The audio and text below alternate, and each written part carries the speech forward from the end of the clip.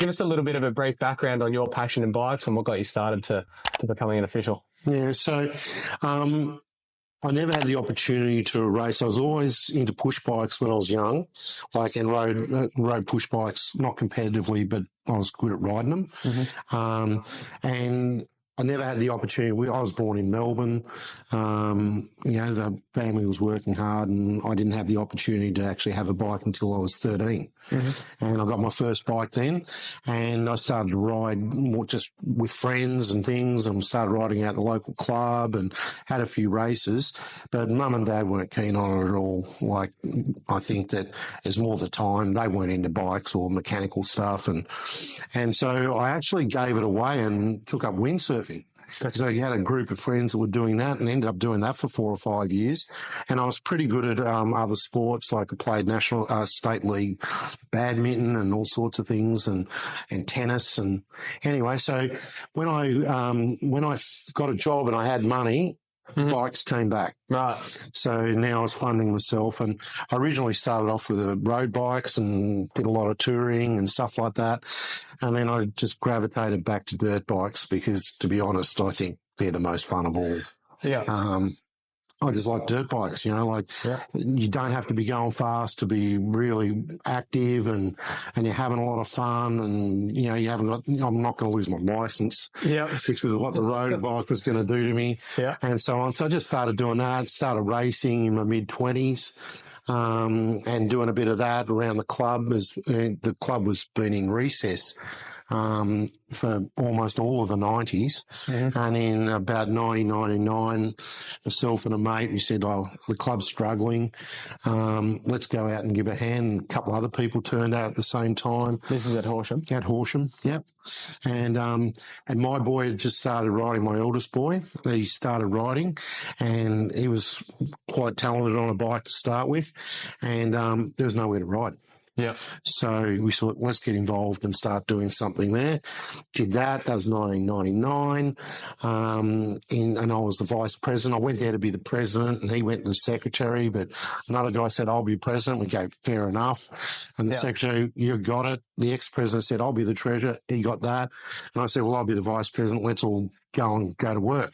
Yeah. And that was really the start of it. And then, it went on until 2000.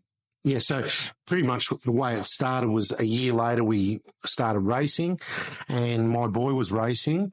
So I got democratically elected, as you do, to be the official, which means you're not riding, you can do it.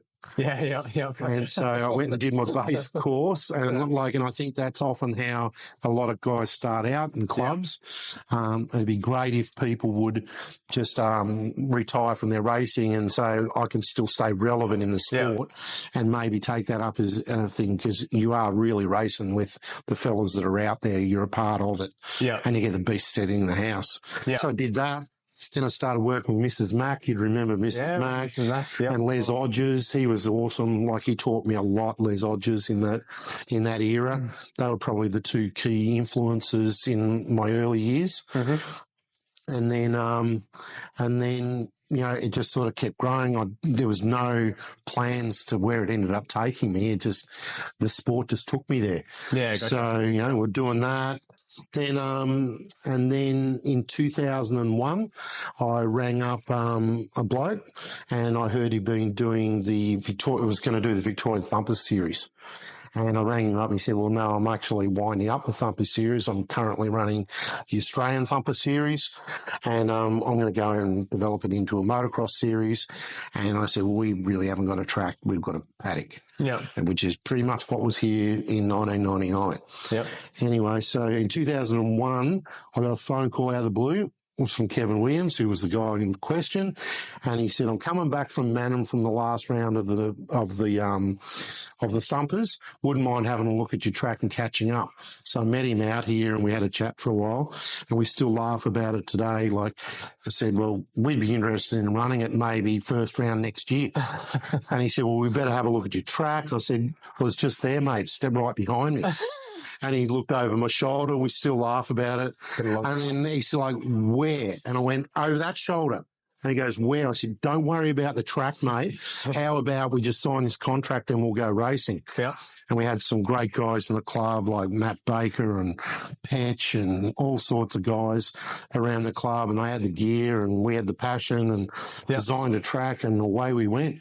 Yep. And we ran our first nationals and we were told we'd never be able to do it. Didn't have the experience. We ran our first one in 2002. Now we've run 11. Yep. We've run state titles, multiples of those, juniors and seniors. We've run 2 lots of the Australian Junior Championships.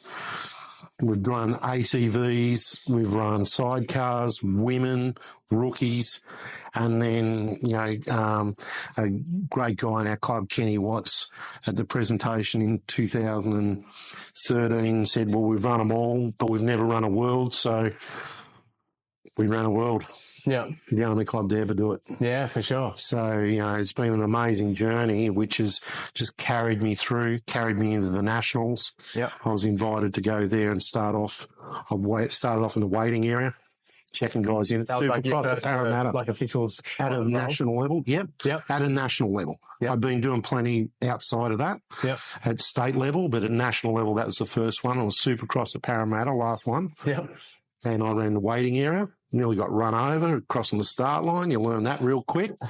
Always look where the traffic's coming from. It's a good, healthy way. Wow. So did all that. And then the next year I was invited to come along and be an assistant clerk, of course, to Cameron Schreiber. And I did that for another 4 or 5 years. And then I became the clerk and just kept going down that road. But, awesome. The industry took me. Yeah, no, it's cool just to hear that you're into bikes first and then official second. So you weren't just some official from somewhere that decided they wanted to come and jump into this sport. You're in the sport. Yeah. And then it's taking you onto an official's role. Absolutely. Cool. And then we're here at the Horseshoe Motorcycle Club. We've got the board up on there of all the members, all the presidents, vice presidents, treasurers. You're up on there a few times in different roles. Yep. Which is awesome. It's been a grouse journey. Yeah, it's been amazing. Mate, it's unreal to think, like, I sit down and talk to people about the journeys in the sport, and it basically has an entry barrier of 0. Like, anyone could come in and be an official or be a volunteer or be a help out at a club, be a flaggy or whatever it is.